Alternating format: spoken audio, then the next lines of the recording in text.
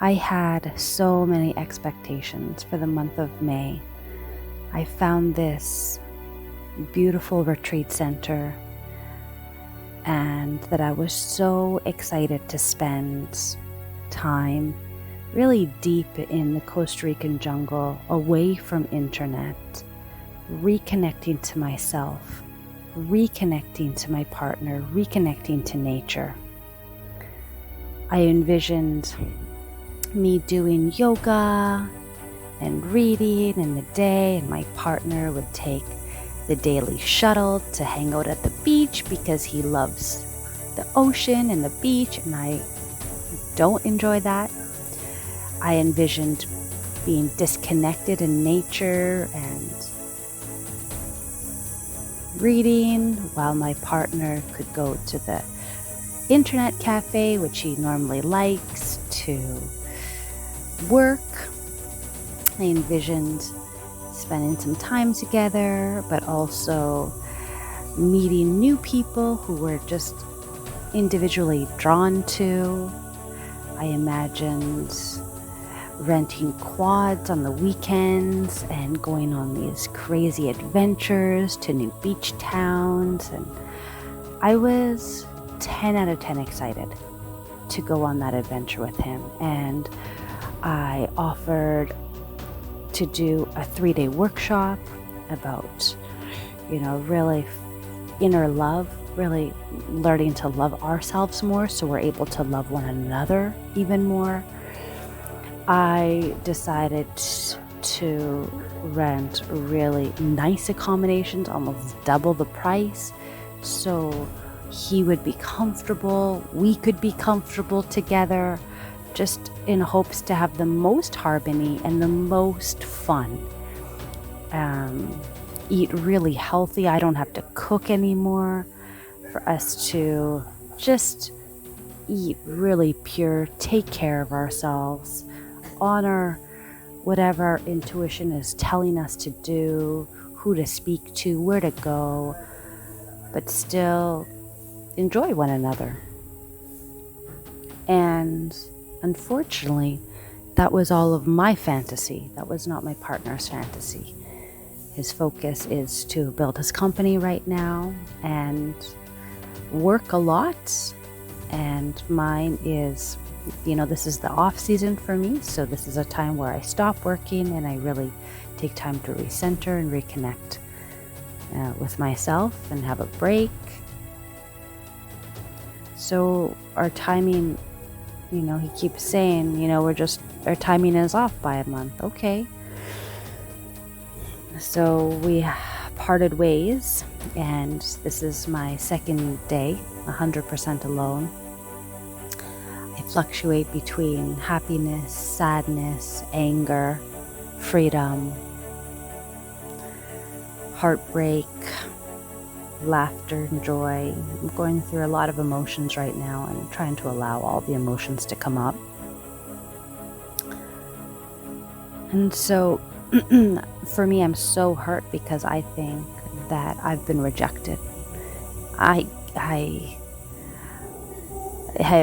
gave everything I possibly have, and it wasn't received the way I wanted it to be received. And so in my mind, it's a huge rejection. It's the ultimate rejection.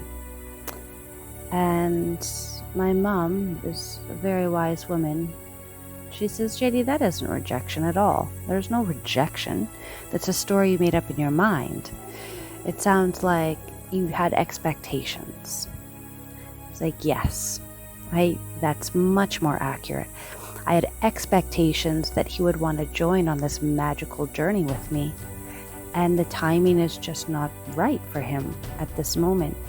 It would be good, but he has other stresses in his life that he first needs to deal with in order to be 100% with me, 100% in the moment, enjoying that time to its maximum.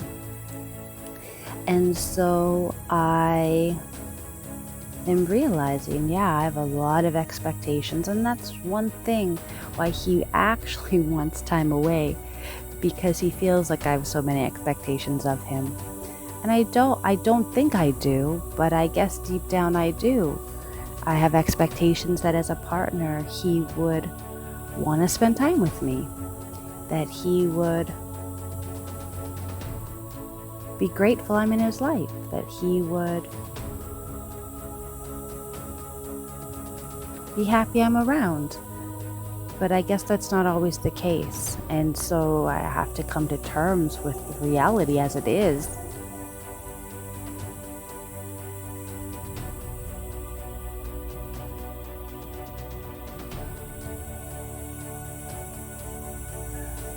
He feels like I have so many expectations of him, and I simply just enjoy being with him, being around him, being in his energy, I just loved him so much, and so it just hurts that he doesn't reciprocate that back. So I have no choice but to give him all the space and time he needs and let him think about himself and take care of himself, and I will do the same. So I'm on this journey, and I find it ironic because I was going to take the inexpensive, the cheapest, most rustic accommodations in the jungle.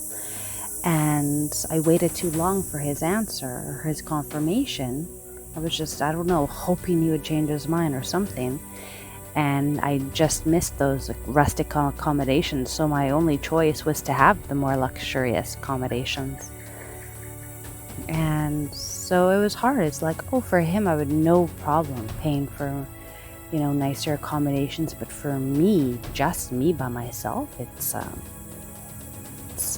little bit more intense, and a lot of self-worth issues are coming up just around, am I worthy to treat myself to that? But it's also, am I worthy to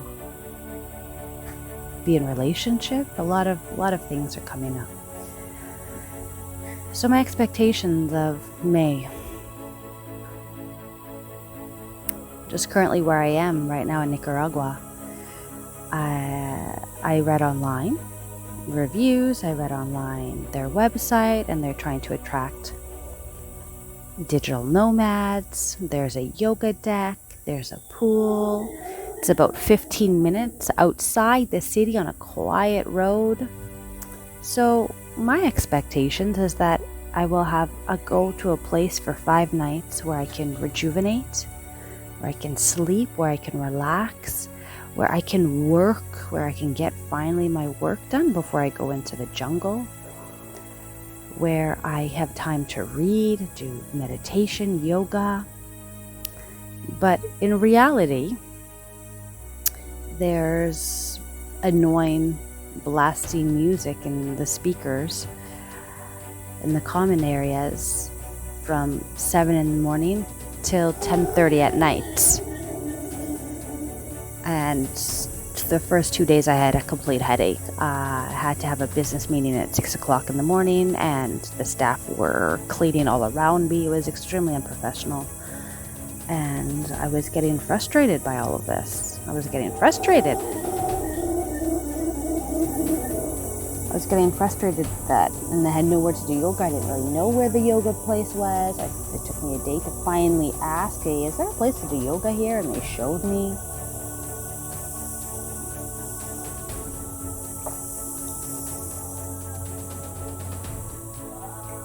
And so, in reality, there's music blasting and there's beer bong at night and young people just wanting to get drunk and high and smoke. So this place again has the potential for me to be a magical journey, and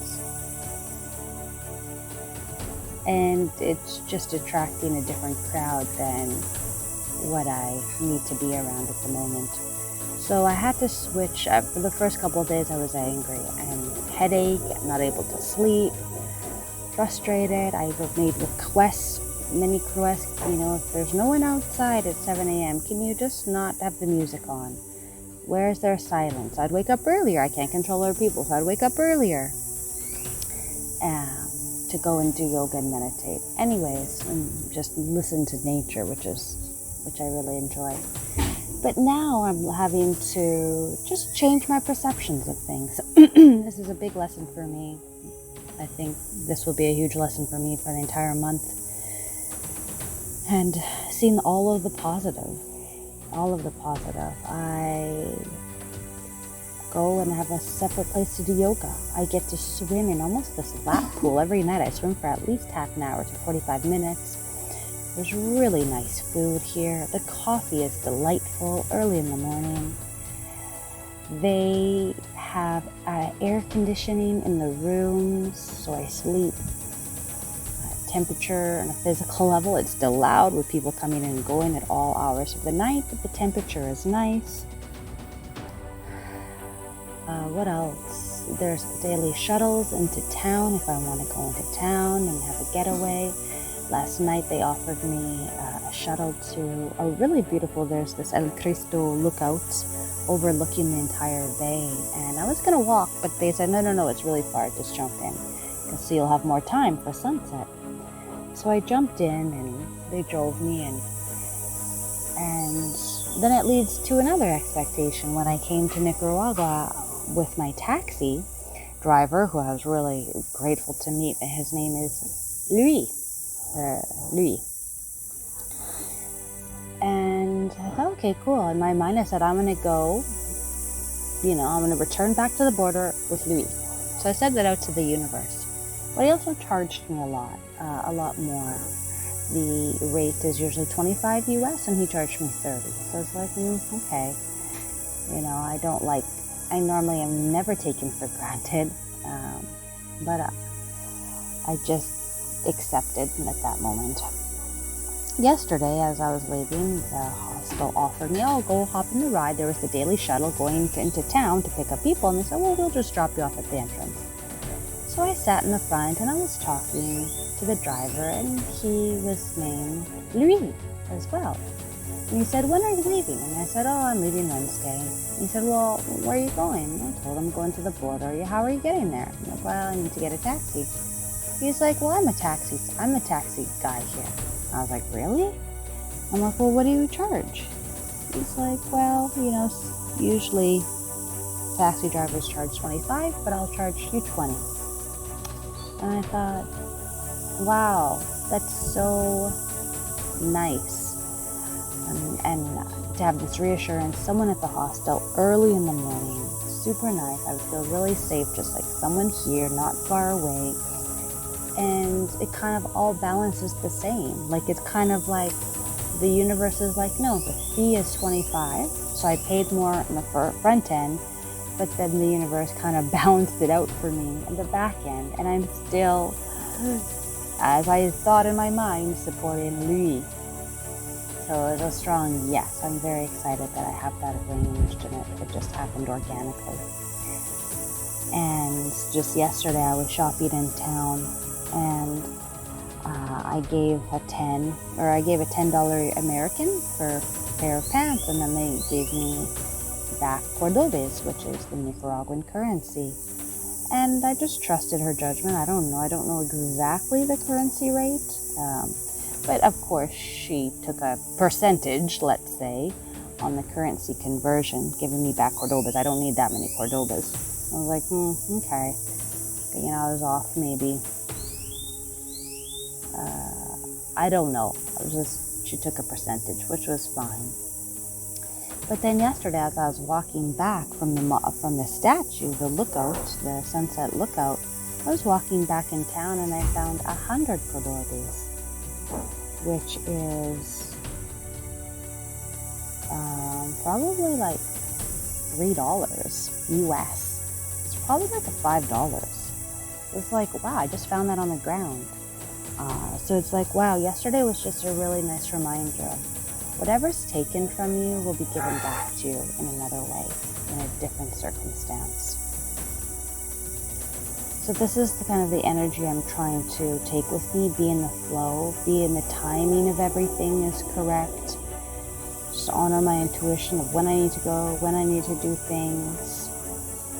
And things just flow much easier. Change my perception when I'm really angry, frustrated, or hurt, it's not often accurate in my emotions. It's important to feel things, but simply changing a perception. So even now I'm having to change my perception. I'm grateful to my partner to give me this time and space away from him to really refocus and realize what I want, what I need for myself, for relationships, for my work, my dreams. Changing my perception of the place where I'm at right now, seeing all of the good, seeing all of the hidden gems of this hostel where no one spends time. And so I get to be here and enjoy the place alone. So yeah, I'm curious, what expectations do you currently have about others, about yourself, about work that you need to change, and change your perception to look with eyes of compassion, gratitude, appreciation instead of anger, frustration, irritability. Yesterday I started reading the heart codes, and it's talking about how we all, our hearts. This was very radical scientific thinking, 2 decades ago, but now this is, I think, common knowledge, how we have cellular memory and our heart remembers everything. And that's why even donor transplants, people pick up on the energy of the donor's heart, and they may change interest, everything. They really pick up on the energy of other cells. And there was a quiz, and it's like, oh, are you putting a lot of negative energy on your heart and others? Because our hearts resonate a different energy out to the world. Are we sending good energy out into the world, into our bodies, or negative? So there's this 25 question quiz. And it was questions very simple, like, oh, do you get irritable in traffic? Yeah. I hate traffic. Do you like to multitask? Well, yeah. I'm an entrepreneur. Of course I do like 3 things at once. Do you ever use profanity? Yeah, I love swearing. I swear all the time. Just like basic things. Like for me, it's just like basic life things. And even though I think I'm really super zen and chill, they say in this quiz, they say average Americans get about their average point system is 66 points. And mine was in the 40s, low 40s, I think. Which is like, okay, sure, I live maybe a little bit more chill life than a lot of Americans. But they said if you rate 21 and higher, you are a toxic person. You exude toxicity to your heart, you add extra stress to your heart, and you add toxic energy to others around you. And that was a huge slap in my face. I never, ever, ever want to feel like I'm a toxic person to myself or others. But little things, when I'm impatient, when I'm irritable, when I'm critical, these are parts of me that I dislike. Well, that is still parts of me that are very toxic. And then they did the quiz to local Indians in Hawaii, and on average they would rate 8, which is very, not toxic, very good energy. And these Americans are like, it's impossible to get under 21. They're like, the questions you're asking are impossible. They're all like basic questions about life, do you ever hurry? Yeah, we all hurry. So the questions were so radical that it's a normal part of our life. And the whole experiment confirmed, yes, our normal life is not normal. We should not be in traffic. We should not be taking elevators instead of walking. All of these qualities that are just normal for us are naturally taxing our hearts and affecting our energy level. Our lives should not be that fast. They should be much slower. Now I have to look, wow, okay, I am double the number I should be right now? How can I really slow down? It's like things like, are you doing something while eating? A lot of people do. They watch TV, they do whatever. But it's like, can we just eat by ourselves in peace? My sister is a great teacher of that. She doesn't even want to talk when she's eating. Eating and digestion is a very sacred time for her. And she doesn't want to hear any negative news while she's eating. She doesn't want to even converse and have a conversation. That's a time for her to refuel her body. And so these are gentle reminders of like, okay, our normal life is not normal. We need to make radical adjustments to it in order to calm our hearts, to vibrate at a much higher energy, to have a much higher resonance with others and ourselves. So that is my project that I'm now conscious of, and the lessons I learned from today.